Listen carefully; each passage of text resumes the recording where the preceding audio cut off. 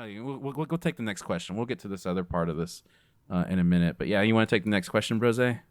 Yeah, sure. I got from your boy Quas. What wrestling moment was the "Oh, I'm hooked" moment? Ooh, that's a Ooh. good question. I have mine. Um, it was, what was it? 2004, 2004, I think.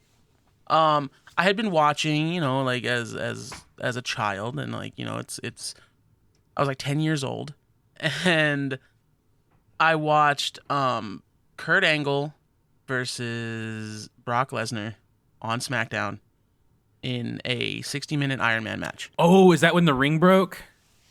Maybe. I No, remember they had that. That was Brock and Big Show. Yeah. That's right. That's right. You're right. Yeah. You're This right. I wasn't remember this that wasn't match. the one I with remember the this match this though. wasn't the one with the moonsault though, Yeah. right? And I was like No. super. I was like super. This wasn't, yeah, not the shooting star. That was Yeah, that Shooting was Star. WrestleMania.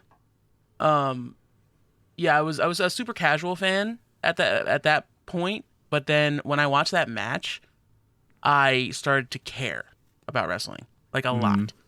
lot. And that's when I was like, not just, oh, I casually watch, like, oh, I'm not gonna watch this week, but I watch next week. I was there every single episode. I didn't miss anything, and I was still young, so like, and we didn't have much like internet, so like all I knew was SmackDown.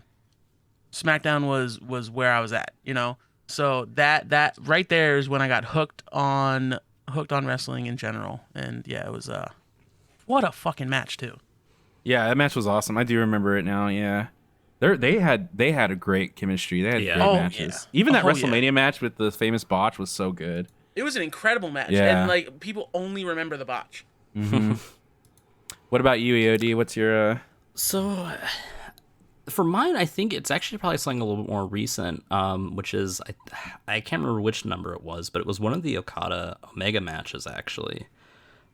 Before that, it was wrestling was kind of like an interest that I would always kind of have like a sort of passing in, right? Like it'd be, I'd be interested in it for a bit, like, maybe a few months, and then it would just kind of like, go back to like the recesses of my mind. But I think that was when like I kind of saw like, what wrestling really could be, that it can be like this, like, really insane match, not just, kind of like the weird Crash TV stuff that was, really like what the weekly product had looked like in, at least in the West at that point. And from there, it just got me like really interested in like every like other aspect of the business and whatnot. So I think that was really for me the moment that I really got hooked into the business. Awesome. For me, it's a pretty funny story. I mean, I loved wrestling since I was a child, and I remember the moment of like seeing the Undertaker beat Hulk Hogan.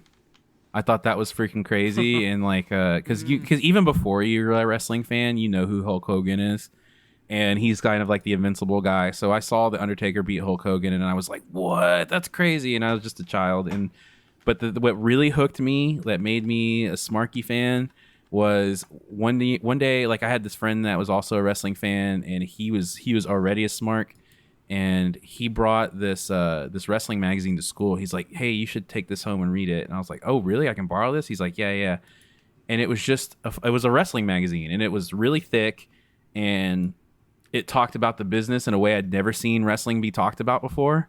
They were talking about it like the insides, the outsides, the reviews, like who they thought were the best wrestlers were. And it didn't sound like the way I'd heard it on TV. And it just completely captivated me. And it had stuff from ECW, WCW. It had stuff from NWA. It had stuff from WWE. And it had everything. And I read it from cover to cover. And I was so enamored with it that I stayed up all night because I couldn't stop reading it from cover to cover. Like I kept going back and like rereading it just to see if I really read what I just read. And it was so cool to me. And then I'll never forget this. And this is a really stupid thing to remember about it. But in the middle, it would have these like pinups that you could put on your wall of different wrestlers and valets and things like that. And I'll never forget.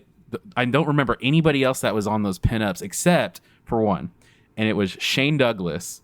And he was like, it's an ECW picture, Shane Douglas, and he's looking all fucking gross and sleazy. And he's like, yeah, he's got his hands out and everything. And he's kind of leaning back, and it's a full body shot. And I'll never fucking forget this, but it was so gross. but funny, and you could see his fucking pubes hanging out of his trunks.